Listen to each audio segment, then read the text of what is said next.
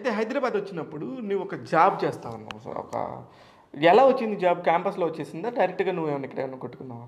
లేదన్న, అది ఇక్కడ ట్రై చేసి కొట్టింది. అది చాలా చిన్న జాబ్ అన్న. బేసిక్ ఏమైందంటే అక్కడికెళ్ళి కూర్చుంటే ఒక చోట కూర్చొని అరే మనం ఇది కాదే అనిపించింది అన్న.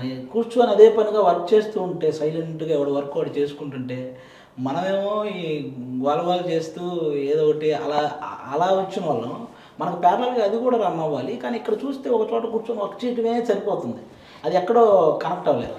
ఈ టైంలో కనెక్ట్ అవ్వట్లేదు, ఇది కరెక్ట్ కాదు అనుకుని ఒక డెసిషన్ తీసుకున్నప్పుడు బ్యాక్‌గ్రౌండ్ ఇంట్లో వాళ్ళు చాలా సపోర్ట్ చేయాలి. అవునా? ఆ ఇంట్లో వాళ్ళ సపోర్ట్ ఎలా ఉండేది? వాళ్ళు ఫైనాన్షియల్‌గా నీకు హైదరాబాద్ లాంటి దగ్గర తిరగాలి అంటే చాలా కష్టం. యాక్చువల్‌గా నాకంటే పెద్ద బ్రదర్స్ ఇద్దరు వాళ్ళు చదువు అయిపోయి స్టిల్ వాళ్ళు ఖాళీగా ఉన్నారు ఆ టైంకి. నాకే ఫస్ట్ జాబ్ వచ్చింది, నాకే చిన్న జాబ్ అయింది. ఓకే. ఆ మంత్లీ ఆ 20,000 22,000 జాబ్ వచ్చింది నాకేమో ఇది ఎక్కట్లేదు. ఈ టైంలో నేను కూడా ఆపితే యాక్చువల్గా ఇంటి దగ్గర జీరో పొజిషన్. అప్పుడు జీరో.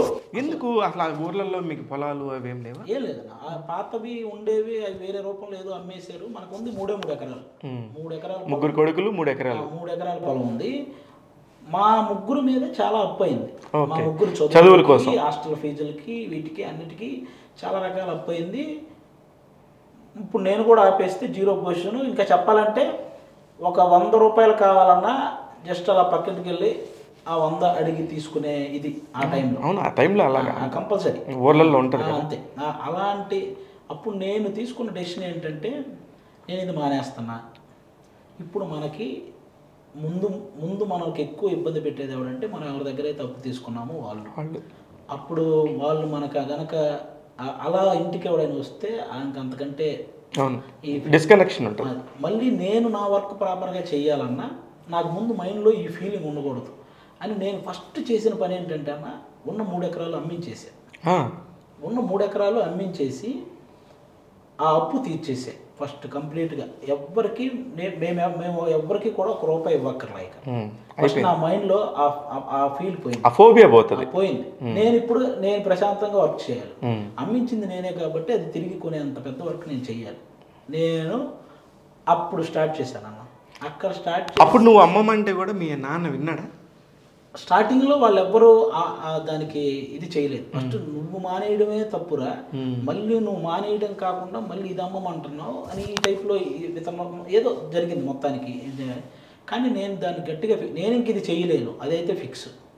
కానీ నేను ఇప్పుడు నెక్స్ట్ చేయబోయే వర్క్ ప్రాపర్గా చేయాలంటే నా మైండ్లో ఆ అప్పు అనే ఫీలింగ్ ఉండకూడదు. అది ఉంటే నేను ప్రాపర్గా వర్క్ చేయలేను. ఒకవేళ నేను వర్క్ చేసాం ఏదో నా చేతికి ఒక 4-5 వేలు వచ్చినా అవి నేను ఎవడో వడ్డీ వాడికి ఇవ్వాలంటే చేసిన వర్క్కి సాటిస్ఫాక్షన్ ఉండదు. కాబట్టి ముందు అసలు ఆ అప్పు అనేది తీసేయండి అని చెప్పాను. ఇప్పుడు నువ్వు చదువుకున్న చదువులని ఇది ఒక గొప్ప విషయం. నీకు చదువు లేకపోతే ఇది రాదు, ఇంత క్లారిటీ రాదు. కరెక్ట్. అలా దాన్ని అమ్మించేసాను. అమ్మించేసి మొత్తం క్లియర్. ఇంకా ఆ పాజిటివ్ మైండ్ సెట్తో వర్క్ చేశాను.